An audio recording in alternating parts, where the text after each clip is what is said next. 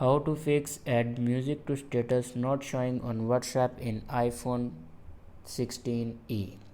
So let's start the video. First of all, if you want to fix this problem, then firstly open your app store and search here WhatsApp.